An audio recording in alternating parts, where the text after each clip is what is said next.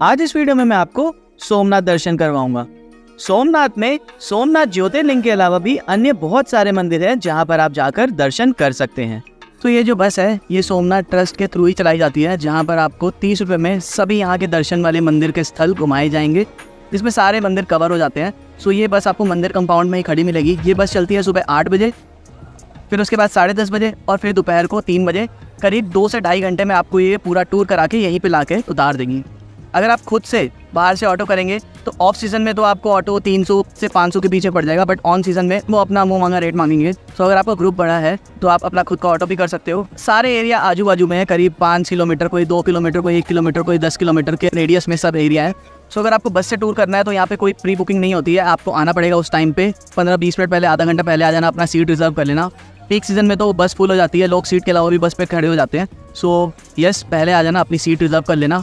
Ticket यहीं पे मिलता है एट द मोमेंट, कोई पहले से रिजर्वेशन नहीं होती है। सो ये बात याद रखना। सो अब चलते हैं सोमनाथ के जितने मंदिर है उसके दर्शन करते हैं और आपको दिखाता हूँ और सबकी स्टोरी और महिमा बताता हूँ। सो आइए मेरे साथ चलिए सोमनाथ दर्शन करने के लिए।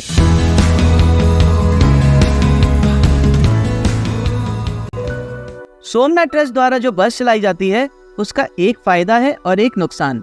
फायदा यह है कि यह बस आपको मात्र 30 रुपये में सभी तीर्थ स्थानों के दर्शन करवा कर वापस ले आती है। नुकसान ये है कि आपको हर एक तीर्थ स्थान के लिए सिर्फ 20 से 30 मिनट दिए जाते हैं, डिपेंडिंग ऑन उस जगह पे कितना आपको टाइम लगेगा दर्शन करने में, उसके अकॉर्डिंग आपको टाइम दिया जाता है और आपको उसी टाइम में दर्शन करके वापस आना होता है बस में। अगर आपको लगता है कि आप उस टाइम फ्रेम में दर्शन करके वापस आ जाएंगे तो आप बाय बस दर्शन कीजिएगा, नहीं तो मंदिर के बाहर आपको बहुत सारे ऑटो वाले मिल जाएंगे जो आपको कंप्लीट सोमनाथ जी के सभी मंदिरों के दर्शन करवा देंगे। अगर आपका ग्रुप बड़ा है तो आप बाय ऑटो भी दर्शन कर सकते हैं।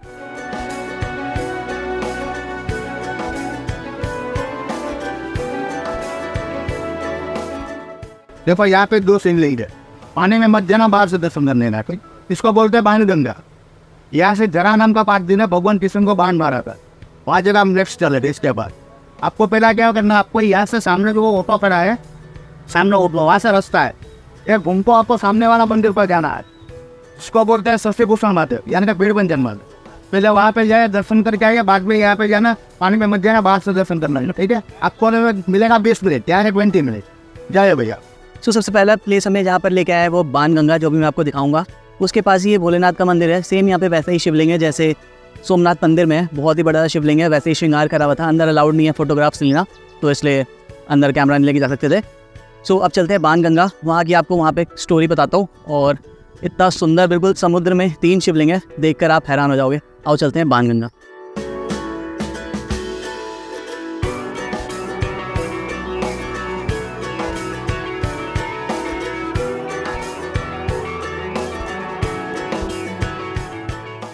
ये है बाण गंगा।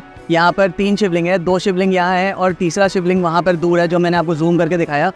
सो यहाँ पर जो जरा नाम का राक्षस था जिसने भगवान श्री कृष्ण को तीर मारा था, भालका तीर्थ में जाकर तीर लगा था, वो तीर यहीं से चलाया गया था जरा नाम के राक्षस के द्वारा। भालका तीर्थ यहाँ से करीब 1.5 किलोमीटर के डिस्टेंस पे है, तो आप सोच सकते हो कि यहाँ से तीर चलाया गया था और वहाँ जाके श्री कृष्ण को लगा था। सो अभी हम भालका तीर्थ बाद में जाएंगे, वहाँ पे मैं आपको वहाँ की स्टोरी बताऊँगा।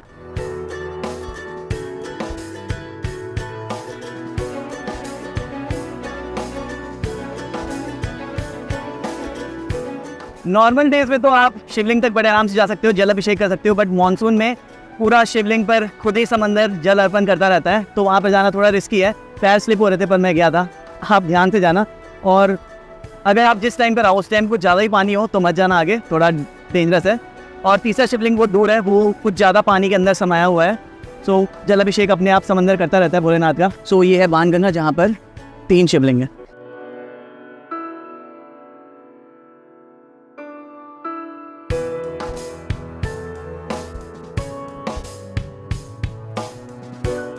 देखो भैया, पहला हमारा स्टॉप था बाण गंगा।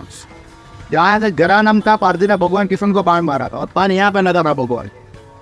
यहाँ पे बैठे हैं भगवान, तो पारती है वो ऐसे भगवान पर समा करके माथे मार रहा है अंदर मंदिर पर, ठीक है। आपको मिलेगा 15 मिनट, बिल्कुल पास में मंदिर है, दर्शन करके आ जाएगा। तो हम आ गए हैं अपने दूसरे स्थान पर, जो है भालका तीर्थ। भालका तीर्थ ऐतिहासिक और पौराणिक दोनों ही दृष्टि से बहुत ही महत्वपूर्ण स्थान है, क्योंकि इस स्थान पर श्री कृष्ण को तीर लगा था और वह तीर जरा नाम के एक शिकारी ने मारा था, जो कि उसके पिछले जन्म में बाली हुआ करता था, जो रामायण में सुग्रीव का भाई था, जिसे भगवान राम ने तीर से मारा था। तो भगवान ने उसे वचन दिया था, अगले जन्म में तुम मुझे तीर मारना। तो बाली अगले जन्म में जरा नाम का शिकारी बनता है और भगवान श्री कृष्ण अपने पैर में एक अंगूठी पहनकर रखते हैं, जिसका हीरा बहुत ज्यादा चमकता रहता है।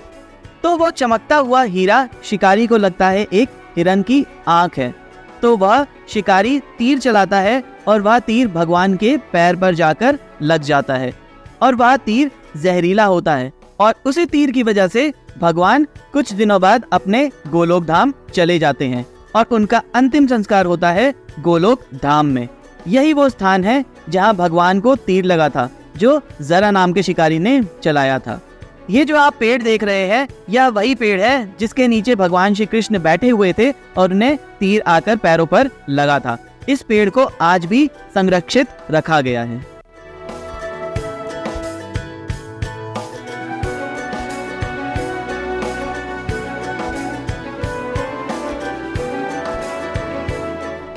अब हम जा रहे हैं अपने अगले स्थान पर, जो है गोलोक धाम।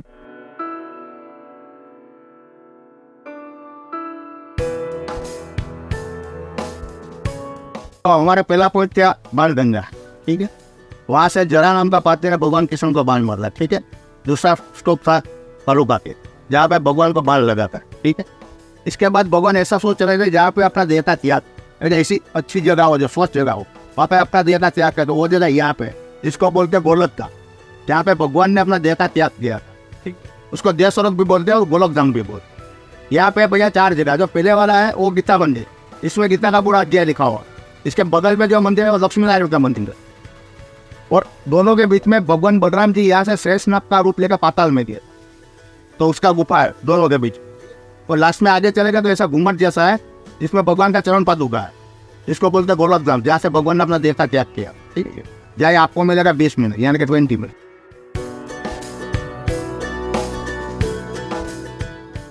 सबसे पहले हम दर्शन करेंगे गीता मंदिर के। इस मंदिर के दीवारों पर गीता के श्लोक लिखे हुए हैं। यह मंदिर बहुत ही सुंदर है और अगर आपके पास समय हो तो आप इन दीवारों पर लिखे हुए गीता के श्लोक को जरूर पढ़िएगा।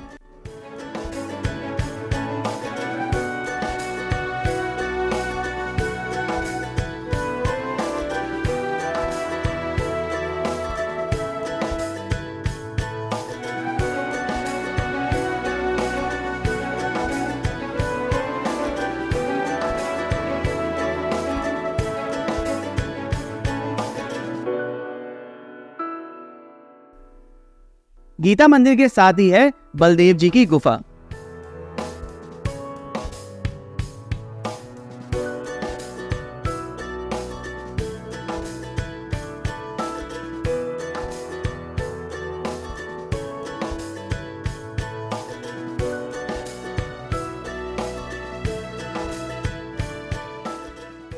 सो ये है बलदेव जी की गुफा। यहाँ पे जो आपको ये बोर्ड दिख रहा है, इसी में जब कृष्ण लीला खत्म हो गई थी तो बलदेव जी ने शेषनाग के रूप में यहीं से पाताल लोक में चले गए थे। सो ये यहाँ की लीला है।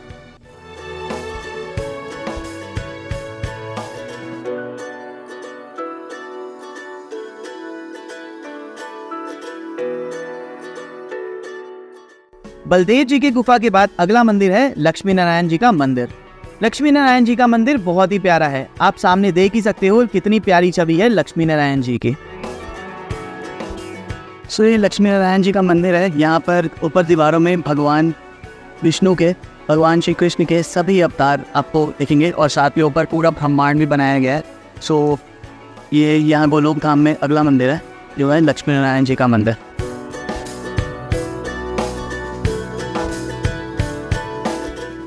जब आप इन तीनों मंदिर के दर्शन करके बाहर आएंगे तो आपको यहाँ पर चरण पादुका दिखेगी।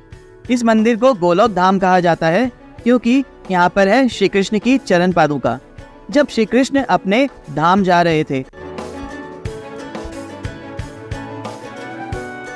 अब हम चलते हैं अपने अगले मंदिर के दर्शन करने के लिए। आपको पहले यहाँ से चलना है, यहाँ से ऊपर चलेंगे आप, यह रोड है ना जो पीछे वाला, वहाँ से ऊपर चलना है। वहाँ हिंगलाज माता का गुफा है, जिसको पांडव गुफा भी बोलते हैं। और इसके बगल में सूर्य मंदिर है, भगवान सूर्य जी का बड़ा सा मंदिर है। ये दोनों देख के आपको वापस आना है, ठीक है। वापस आके बगल वाला जो रास्ता है वहाँ से आपको अंदर चलना है। अंदर चलेगा तो वहाँ पे 2 जगह है, जगह शंकराचार्य की गद्दी और कामनाथ महादेव का मंदिर, शिव जी का मंदिर आपका। ये चारों जगह आपको पिकअप करके आगे चलना है। थोड़ा आगे है तो तुम्हारा बस मिलेगा, वहाँ से कमान जैसा है। वहाँ से आप अंदर चलेंगे तो 3 नदी का संगम होता है, हिरण्या, सरस्वती और कपिल, ठीक है। आपको मिलेगा आधा घंटा। सो जो बस वाले अंकल होंगे वही आपको हर जगह की महिमा बता रहे होंगे। सो अगर आपको क्योंकि के बारे में स्टोरी नहीं पता है किसी जगह के बारे में, तो टेंशन लेने की ज़रूरत नहीं है। जो बस वाले अंकल है वही आपको स्पॉट में उतरने से पहले आपको वो उस जगह की स्टोरी बताएंगे, फिर आप दर्शन करोगे तो आपको सब कुछ अच्छे से समझ में आएगा। अब अगला स्पॉट जो हमारे लिस्ट में है वो चल रहे हैं हम हिंगलाज माता का मंदिर, जहाँ पे 5 पांडव की गुफा भी है। हिंगलाज माता 5 पांडव की कुलदेवी कहा जाता था उन्हें। सो अब उनके दर्शन करेंगे और यहाँ पे 1-2 स्पॉट और भी मंदिर है तो वो भी दर्शन करेंगे। फिर हम जाएंगे त्रिवेणी संगम। अब आओ देखो आगे सारी जगह।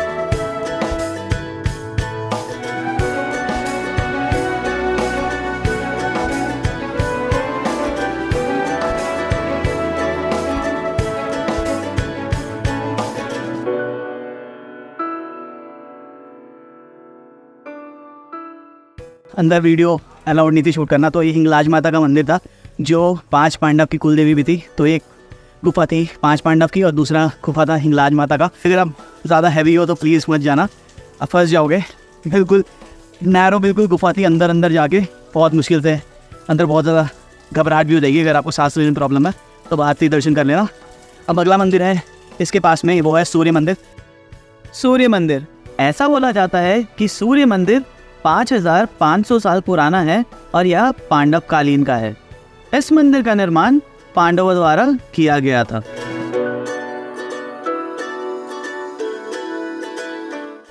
जब आप हिंगलाज माता और सूर्यदेव मंदिर के दर्शन करके आगे आएंगे तो यहाँ पर आपको ये मंदिर दिखेगा, श्री कामनाथ महादेव जी का मंदिर। और यहाँ पर आदि शंकराचार्य जी की गुफा भी है। इस मंदिर में भी आप जरूर दर्शन कीजिएगा।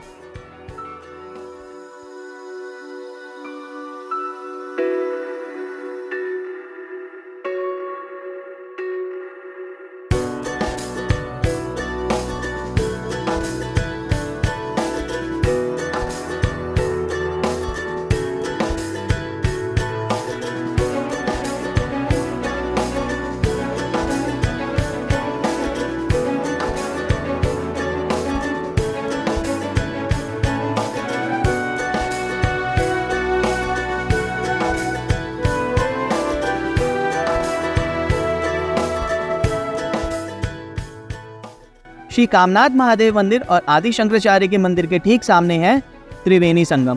त्रिवेणी संगम वह स्थान है जहाँ पर हिरण, कपिला और सरस्वती का संगम हो रहा है। यह स्थल इसलिए भी महत्व रखता है क्योंकि यहाँ पर श्री कृष्ण ने 56 कोटि यादवों का तर्पण किया था, इसलिए यहाँ पर तर्पण का महत्व है। यह स्थान बहुत ही पवित्र है। यहाँ पर आप स्नान भी कर सकते हैं और अगर आप समर सीजन या विंटर सीजन में आ रहे हैं तो यहाँ पर बोट की सुविधा भी होती है। यहाँ पर आप बोटिंग के थ्रू त्रिवेणी संगम के छोर तक जा सकते हैं और वहाँ पर दर्शन कर सकते हैं। अगर आप बारिशों के टाइम पर, मानसून के टाइम पर जा रहे हैं तो यहाँ पर बोट की सुविधा आपको नहीं मिलेगी। अब हम चलते हैं अपने अगले मंदिर की तरफ जो है राम मंदिर और परशुराम मंदिर। और आप नीचे चलेंगे तो वहाँ पे परशुराम जी का कपो होंगे। यहाँ पे 2 स्टॉप है, ठीक है। आपको मिलेगा 15 मिनट। जय। राम मंदिर बहुत ही प्यारा है, आप चेक कर सकते हो। यहाँ पर लिफ्ट की सुविधा भी है।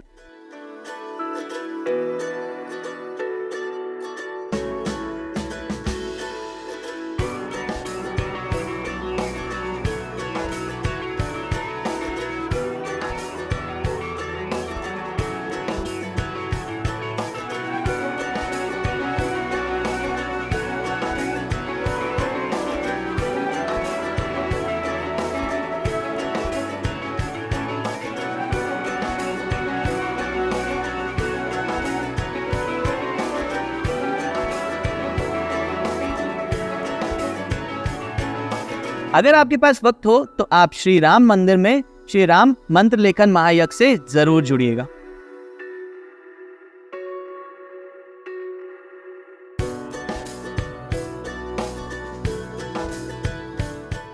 तो हमारी लिस्ट में लास्ट मंदिर था राम मंदिर, जिसमें नीचे परशुराम जी का तपोस्थल भी है। अभी वहाँ पर भी हम जाएंगे और उसके साथ हमारा यहाँ पर सोमनाथ दर्शन कंप्लीट हो जाएगा।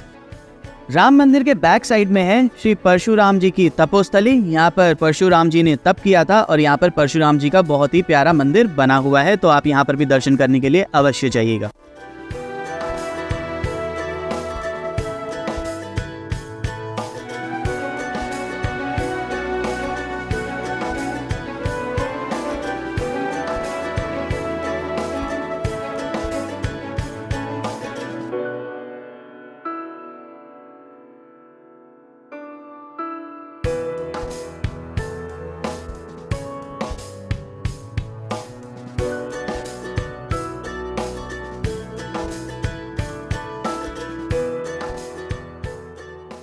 चलो भैया, हमारा राउंड यहाँ पे पूरा होता है। बोलो जय सोमनाथ।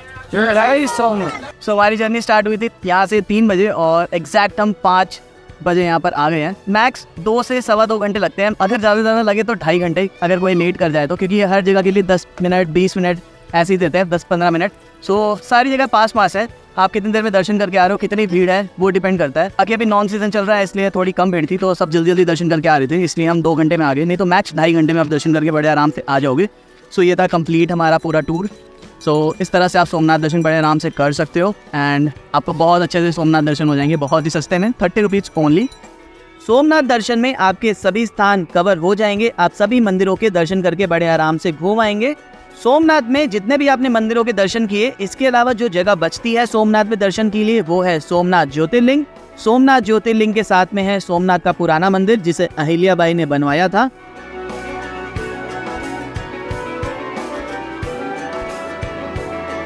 और अहिल्याबाई मंदिर के ठीक सामने है सोमनाथ ट्रस्ट का भोजनालय। सुबह 11 बजे से लेकर दोपहर 3 बजे तक और शाम को 7 बजे से लेकर रात को 11 बजे तक यहाँ पर फ्री प्रसाद वितरण होता है। तो जब भी आप सोमनाथ जाएं तो यहाँ पर बैठ के फ्री में प्रसाद वितरण आराम से खा सकते।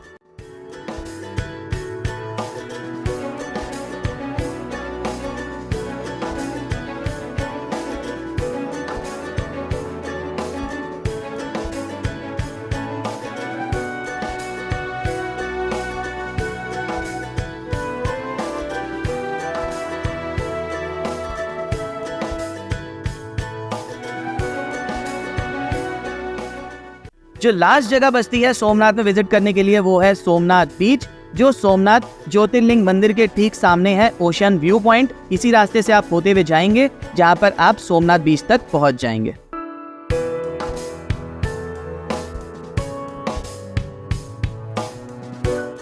सोमनाथ मंदिर के बाहर ओशन व्यू पॉइंट है जहां पर सोमनाथ का बीच है और उसी के साथ ये पाथवे बनाया गया है करीब 1 से 2 किलोमीटर का, जो मंदिर के बैक साइड में है।